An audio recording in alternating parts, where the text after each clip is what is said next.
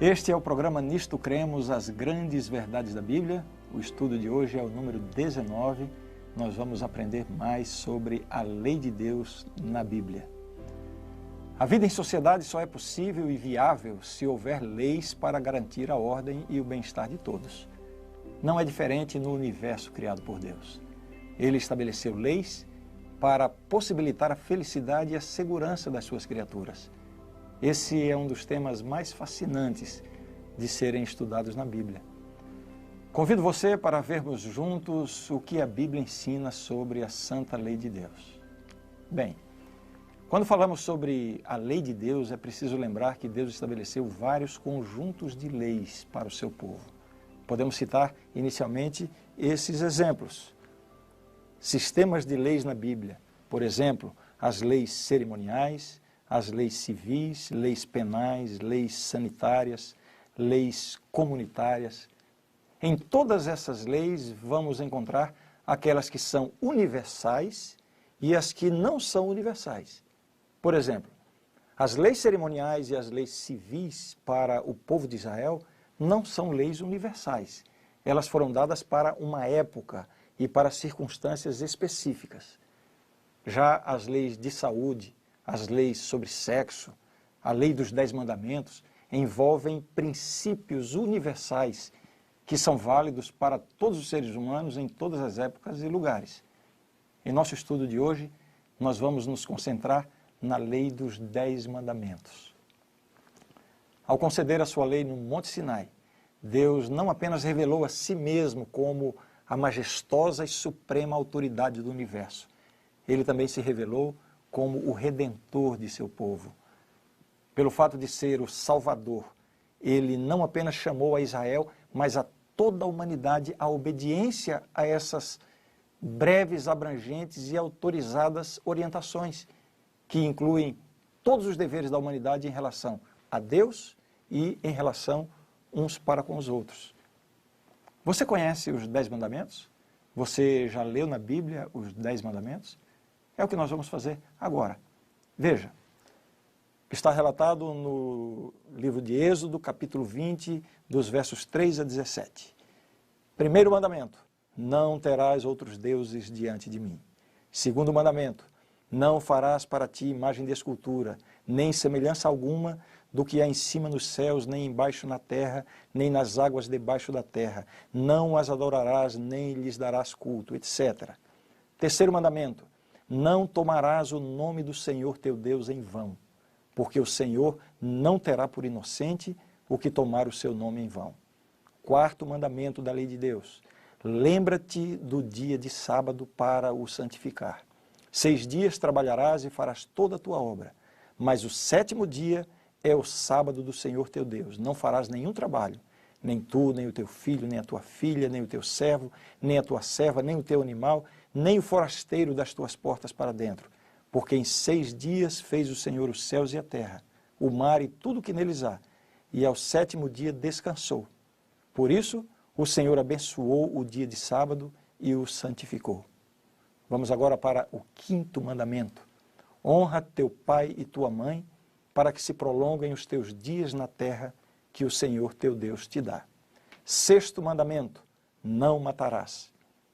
7º mandamento, não adulterarás. 8º mandamento, não furtarás. 9º mandamento, não dirás falso testemunho contra o teu próximo. E finalmente o 10º mandamento, não cobiçarás a casa do teu próximo. Não cobiçarás a mulher do teu próximo, nem o seu servo, nem a sua serva, nem o seu boi, nem o seu jumento, nem coisa alguma que pertença ao teu próximo. Muito bem.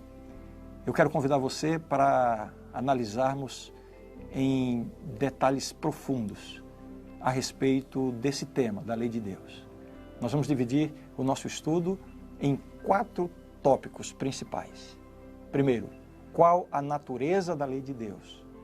Qual a vigência da lei dos 10 mandamentos?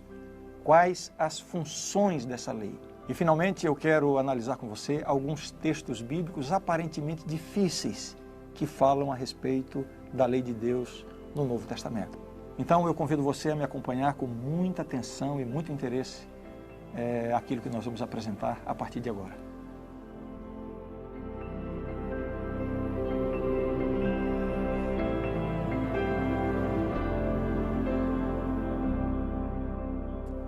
Então, primeiramente, nós vamos ver qual é a natureza da lei de Deus. Vejamos agora alguns aspectos que dizem respeito à natureza da lei de Deus, dos 10 mandamentos.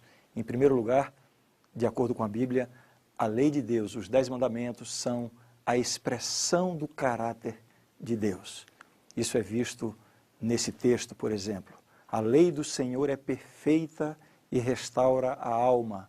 O testemunho do Senhor é fiel e dá sabedoria aos simples. Salmo 19, verso 7. Você vê que isso aqui é uma expressão do caráter de Deus, da própria pessoa de Deus.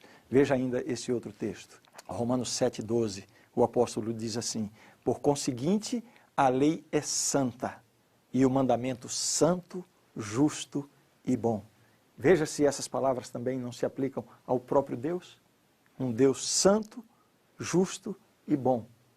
A lei de Deus é assim. Por quê? Porque ela é a expressão do caráter de Deus.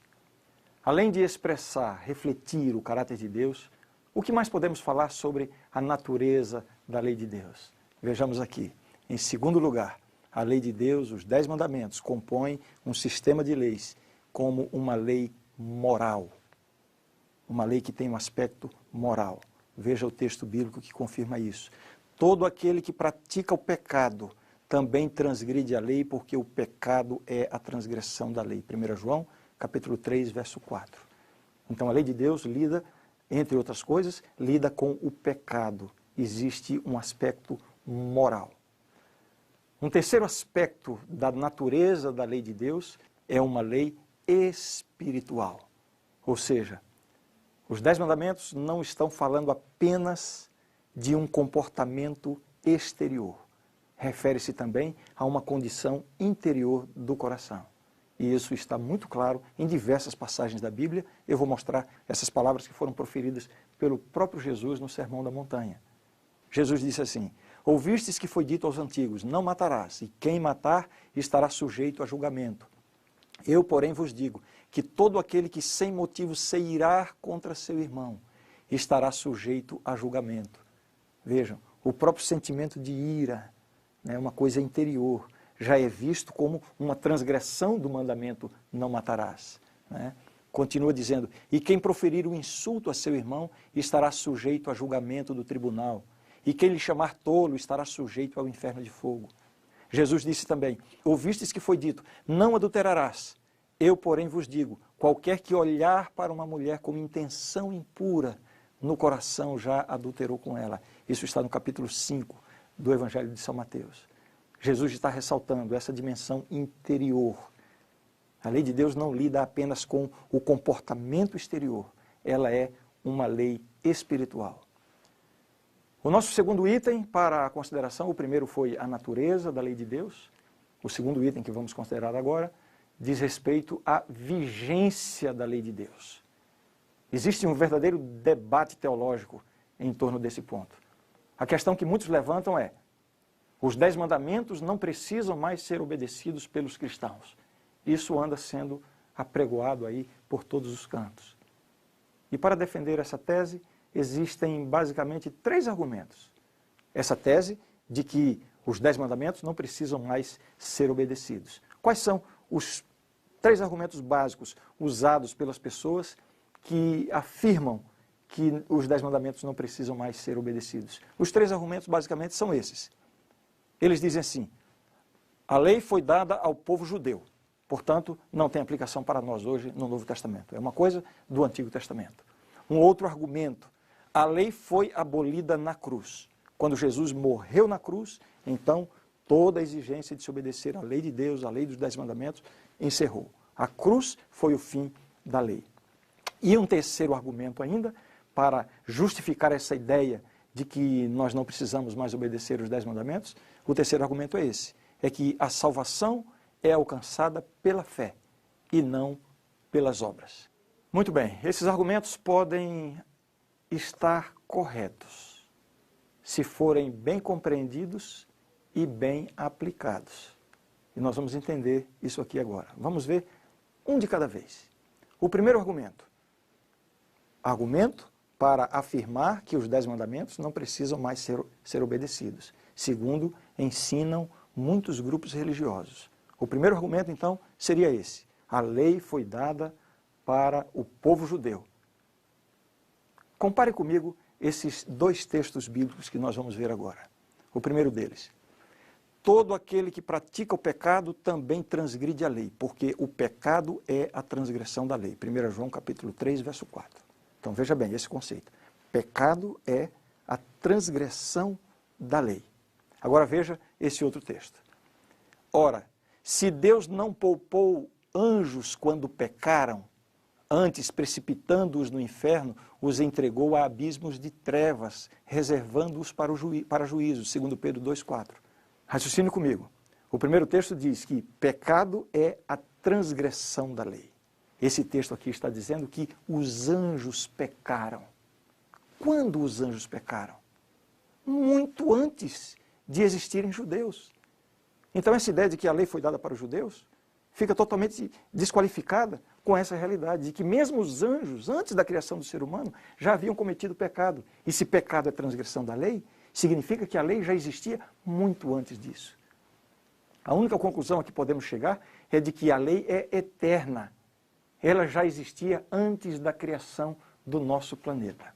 Agora vamos ver o que a Bíblia ensina sobre a lei de Deus e os cristãos do Novo Testamento. Porque esse debate em relação à lei de Deus, os argumentos é de que, não, os 10 mandamentos são coisa do Antigo Testamento.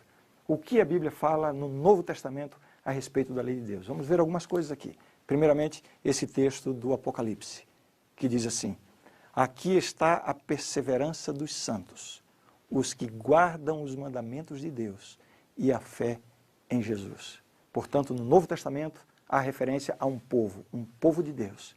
E uma das características desse povo, qual é?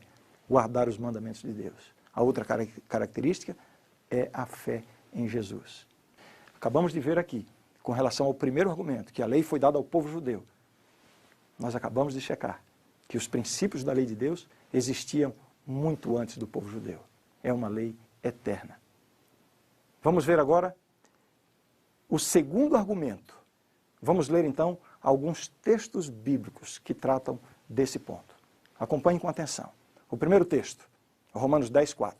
Porque o fim da lei é Cristo, para a justiça de todo aquele que crê. Ué, parece que esse texto está confirmando esse argumento de que a lei perdeu a validade. Porque se o fim da lei é Cristo, então significa que não precisamos mais obedecer aos 10 mandamentos? Veja ainda esse outro texto.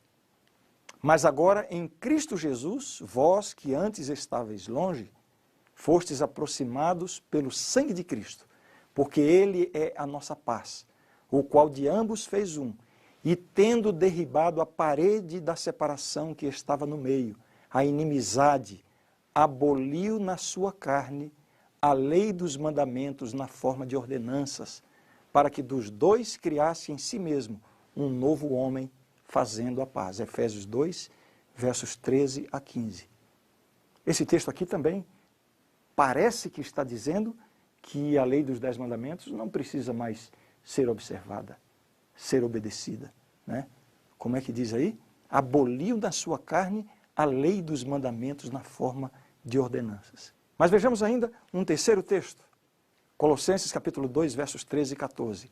E a vós outros que estáveis mortos pelas vossas transgressões e pela incircuncisão da vossa carne, se deu vida juntamente com ele, perdoando todos os nossos delitos, tendo cancelado o escrito de dívida que era contra nós e que constava de ordenanças, o qual nos era prejudicial, removeu-o inteiramente, encravando-o na cruz. Vejam. Tendo cancelado o escrito de dívida que era contra nós, constava de ordenanças, encravando-o na cruz. Bom, a gente vai ter que resolver esse problema. Mas, primeiramente, eu vou mostrar para você textos que revelam de forma muito clara que a lei de Deus não foi abolida, não perdeu a validade, tá bom? Depois eu vou voltar para explicar em detalhes esses textos aqui. Mas preste atenção a essas passagens que falam a respeito da validade da lei de Deus. Palavras do próprio Jesus. São Mateus capítulo 5, versos 17 a 19.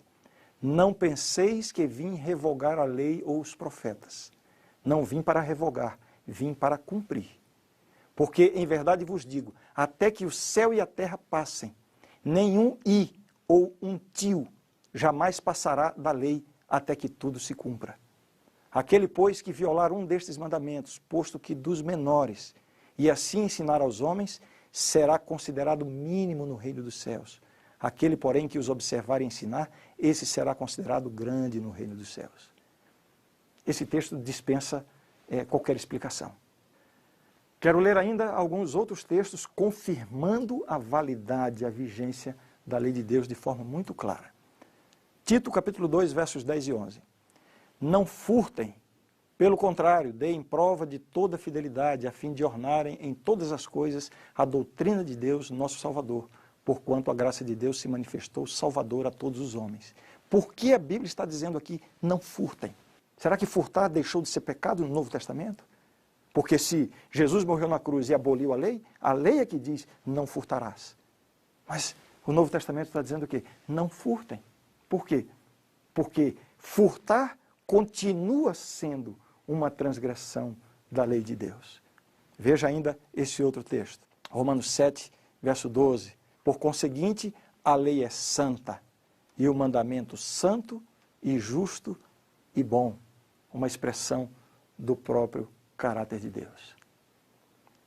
Mas aqui fica essa aparente contradição.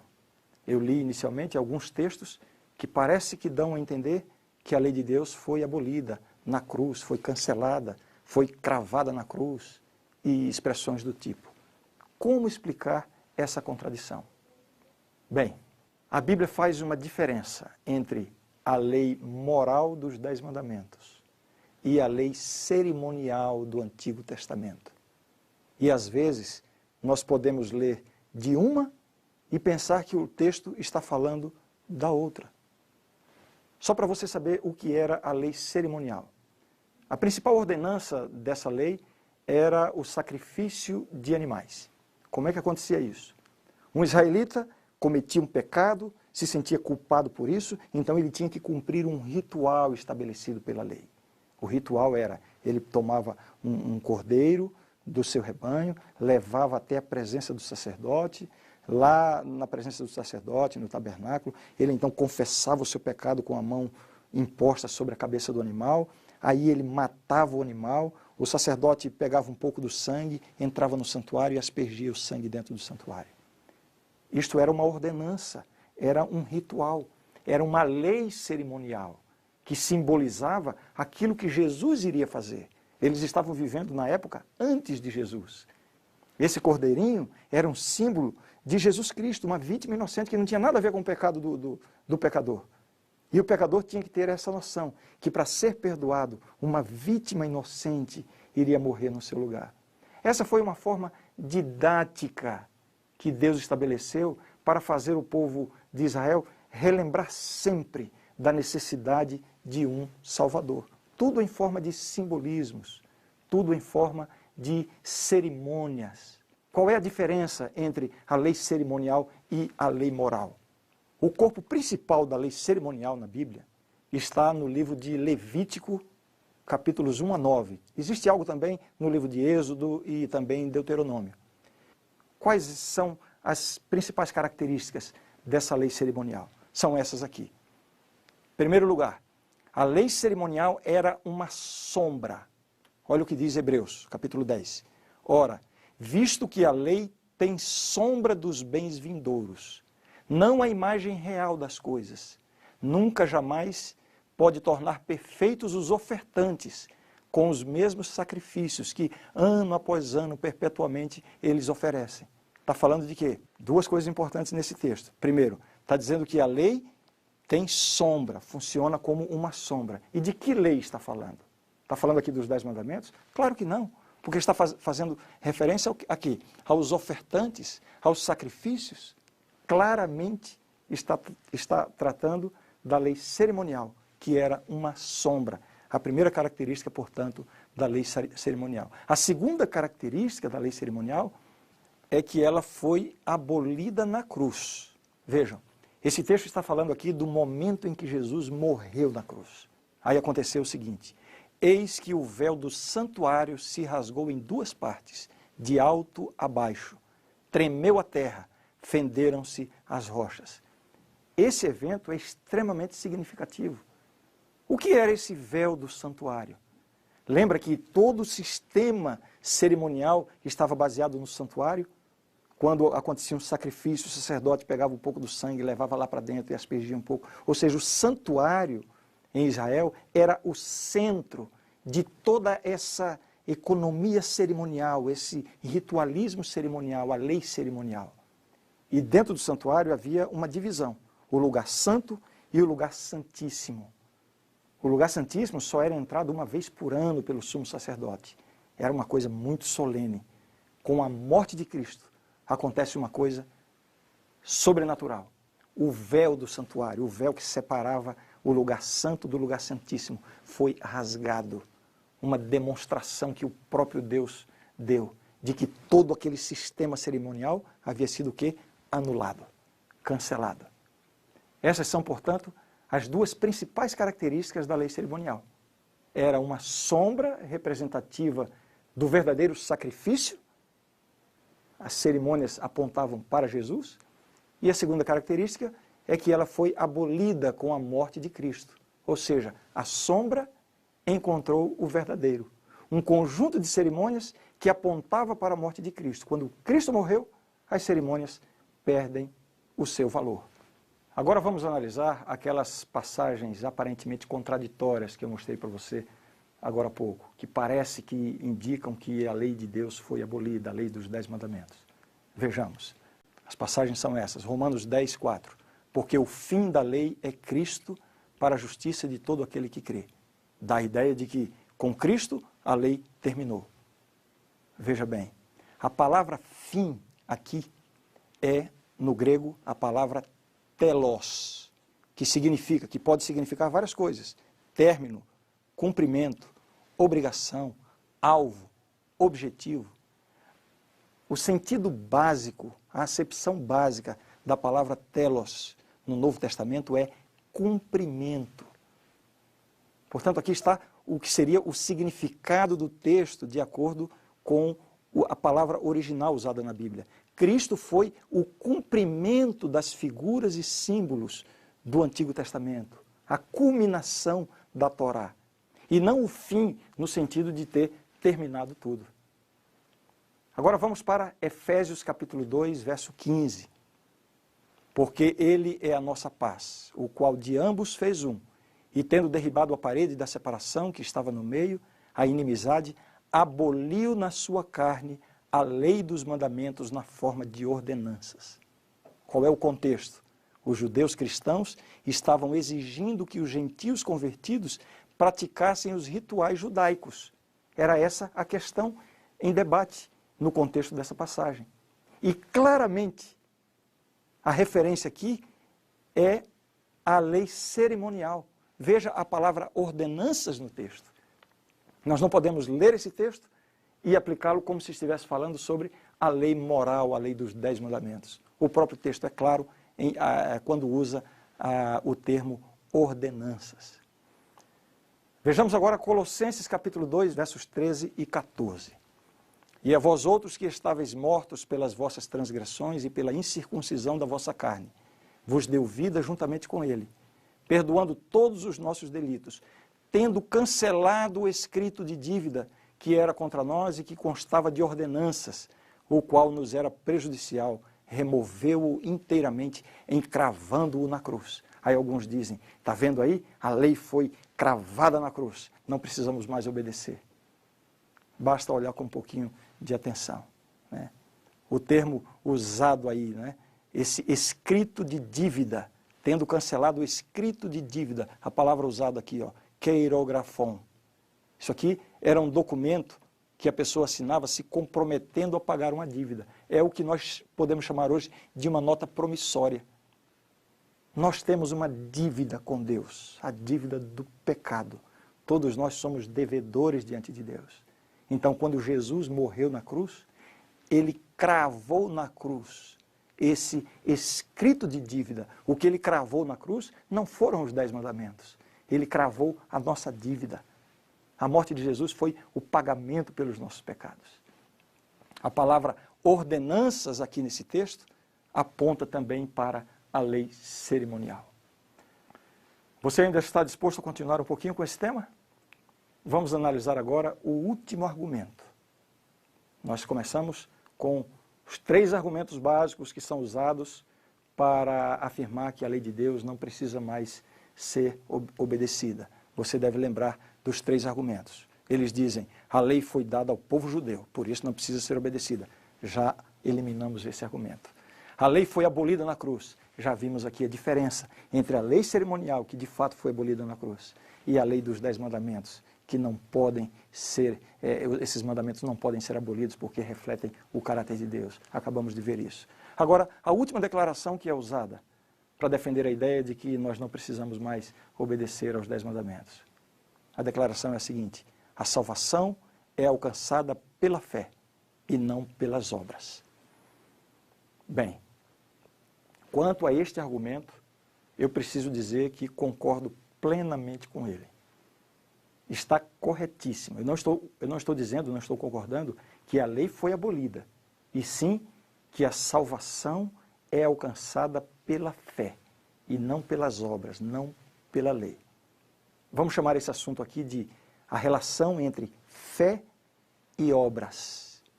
Isso está presente nas discussões teológicas apresentadas no Novo Testamento. Essa relação entre fé e obras. Alguns textos da Bíblia. O apóstolo Paulo diz assim, concluímos, pois, que o homem é justificado pela fé, independentemente das obras da lei. Romanos 3, 28. Isso aqui não está contradizendo o que eu vinha contando. Você tem que ficar atento para ver a conclusão a que eu vou chegar. Mas, de fato, a salvação, a justificação é algo que vem pela graça de Deus, mediante a fé, independentemente das obras da lei. Veja mais o que diz o apóstolo Paulo agora em Gálatas 3:11. E é evidente que pela lei ninguém é justificado diante de Deus, porque o justo viverá pela fé. Mais uma confirmação de que a salvação não vem pela obediência à lei. Mais um texto ainda do apóstolo Paulo, Gálatas 3, 21 e 22. Agora preste atenção. É porventura a lei contrária às promessas de Deus? De modo nenhum. Porque se fosse promulgada uma lei que pudesse dar vida, a justiça, na verdade, seria procedente da lei. Mas a Escritura encerrou tudo sob o pecado, para que, mediante a fé em Jesus Cristo, fosse a promessa concedida aos que creem. Esse é mais um texto que comprova que a salvação é algo que pode ser alcançado unicamente pela fé em Cristo Jesus, não pela obediência à lei. Eu acho que ficou claro, não ficou? A lei de Deus não tem a função de salvar o pecador. Ou seja, ninguém alcançará a salvação mediante a obediência à lei. Isso é impossível ao ser humano pecador. Mas a questão permanece. Se a salvação não é alcançada pela obediência à lei de Deus, isso significa que nós estamos livres para desobedecer à lei de Deus? Um cristão convertido, salvo pela fé em Cristo, está livre para desobedecer os mandamentos de Deus? Vamos entender então qual é a função da lei de Deus. Resumidamente, podemos dizer que basicamente são duas as funções da lei de Deus. A primeira delas é revelar a pecaminosidade humana. Olha o que diz Romanos 3:20. Visto que ninguém será justificado diante dele por obras da lei, em razão de que pela lei vem o pleno conhecimento do pecado. A lei mostra a condição do pecador. Esse outro texto confirma isso. Que diremos, pois? É a lei pecado? De modo nenhum. Mas eu não teria conhecido o pecado, senão por intermédio da lei, pois não teria eu conhecido a cobiça, se a lei não dissera, não cobiçarás. Romanos 7, 7. Temos aqui outros textos que demonstram esta função básica da lei, que é a de revelar a pecaminosidade humana. Romanos 3,23 diz, todos pecaram. Romanos 6,23, o salário do pecado é a morte. João 3,4, pecado é a transgressão da lei. Então vejam bem, todos pecaram. O salário do pecado é a morte. Pecado é a transgressão da lei. Então a lei tem essa primeira função, nos mostrar a condição de pecador que cada um de nós vive. Nesse sentido, nós podemos dizer que a lei funciona como um espelho. O espelho revela a mancha no rosto, mas não é o espelho que vai limpar a mancha. Agora, o fato de não ser o espelho que vai limpar a mancha, eu vou dizer por isso que o espelho não tem utilidade nenhuma? Claro que não. O espelho tem essa utilidade de mostrar a mancha. Em certo sentido, a lei, nesse primeiro aspecto, funciona também com essa função, né? Revelar a pecaminosidade humana. Vejamos agora qual é a outra principal função da lei de Deus. Conduzir a Cristo. Gálatas 3,24 diz assim, de maneira que a lei nos serviu de aio para nos conduzir a Cristo, a fim de que fôssemos justificados por fé. Justificados por fé, não pela lei, mas através da lei, nós percebemos a nossa necessidade de um Salvador. Uma pergunta que algumas pessoas fazem. Obedecer à lei não é legalismo e a Bíblia não é contra o legalismo? Temos aqui duas perguntas. É verdade que a Bíblia condena o legalismo, sim. Mas o que é legalismo? Legalismo é querer alcançar a salvação através da obediência à lei de Deus. E isso nós já vimos que está errado. A salvação é um dom da graça de Deus, alcançada pela fé em Cristo. Sabe, independente de toda essa argumentação bíblica, isso aqui é uma questão até de bom senso. Há muitos anos eu recebi em minha casa um missionário de certa denominação cristã. Sem fazer muitas delongas, ele rapidamente começou a tentar me convencer de que os 10 mandamentos não precisam mais ser obedecidos. E ele dizia, porque em Cristo estamos livres da escravidão da lei. Muito bem. Em primeiro lugar, eu fiquei assim até admirado com o fervor e a convicção daquele sincero filho de Deus. Daí, sem usar nenhuma dessas passagens bíblicas que acabei de usar aqui, sem falar nada sobre lei moral e lei cerimonial, sem discutir com ele sobre essas funções da lei de Deus, simplesmente eu pedi que ele abrisse a Bíblia dele e começasse a ler os 10 mandamentos. Na medida em que ele lia cada mandamento, eu interrompia e fazia a pergunta, este mandamento foi abolido? Os cristãos do Novo Testamento podem transgredi-lo sem nenhum problema aos olhos de Deus? Imagine só, ele leu, não terás outros deuses diante de mim. Daí eu fiz a pergunta, esse mandamento foi abolido? Ele respondeu com a voz meio trêmula, não, esse aqui não foi abolido. Daí ele leu o segundo mandamento, não farás para ti imagens de escultura. Daí eu fiz a mesma pergunta e ele respondeu da mesma forma, não, esse aqui também não foi abolido. Imagine só como foi a cena. Quando ele leu o 7º mandamento, não adulterarás, eu sorri e perguntei, e daí, está liberado agora? Esse daí foi abolido? Você percebe? Não faz sentido querer defender essa ideia de que a lei de Deus foi abolida.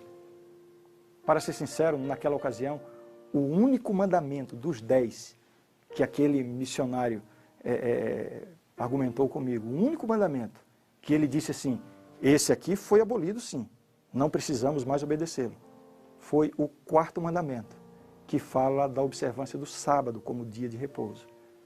Mas daí eu perguntei para ele, você acha que faz sentido nós tomarmos os 10 mandamentos, confirmarmos que são válidos e querer dizer que apenas um deles foi abolido? E se você quiser saber mais detalhes sobre o mandamento do sábado, assista ao nosso próximo estudo, o número 20. Ufa! Eu quero concluir agora com as palavras do salmista no Salmo 119, versos 7 e 8. A lei do Senhor é perfeita e restaura a alma. O testemunho do Senhor é fiel e dá sabedoria aos simples. Os preceitos do Senhor são retos e alegram o coração. O mandamento do Senhor é puro e ilumina os olhos.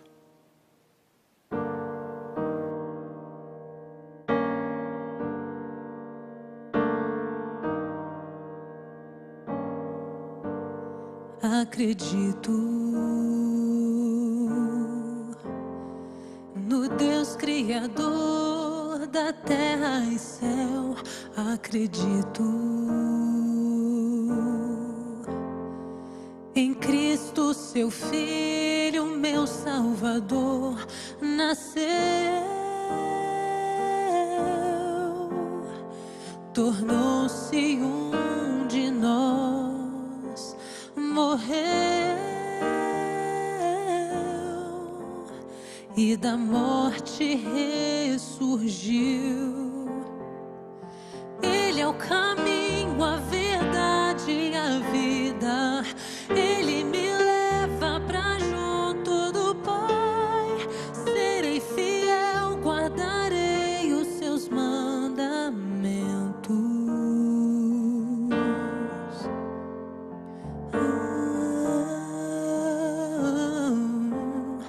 Acredito que pela fé salvo serei. Acredito que a fé sem obras não valerá. No trono está e um dia voltará. Me levará, tudo novo se fará. Ele é o caminho, a verdade e a vida. Ele me leva pra junto do Pai.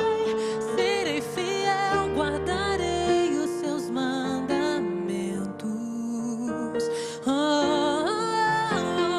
Ele é o caminho, a verdade e a vida. Ele me leva pra junto do Pai. Serei fiel, guardarei os seus mandamentos.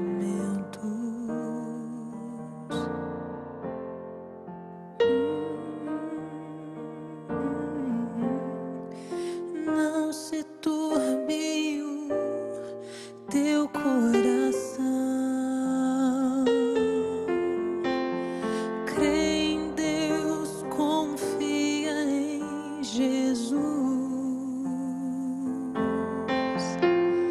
Preparando a tua casa, Ele está. Em breve Ele virá pra te buscar.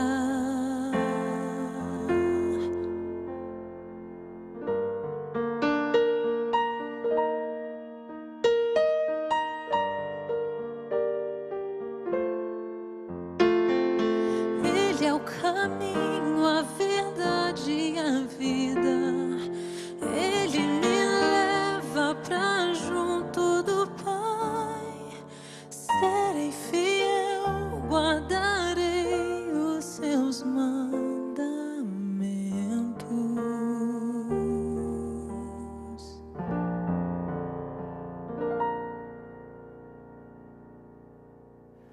A grande verdade do estudo de hoje é esta. Os grandes princípios da lei de Deus estão incorporados nos 10 mandamentos e foram exemplificados na vida de Cristo. Expressam o amor, a vontade e os desígnios de Deus quanto à conduta e às relações humanas e são obrigatórios a todas as pessoas em todas as partes. Estes preceitos constituem a base do concerto de Deus com seu povo e a norma no julgamento divino.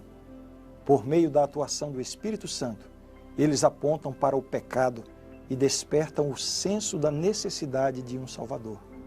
A salvação é inteiramente pela graça e não pelas obras, mas o seu fruto é a obediência aos mandamentos.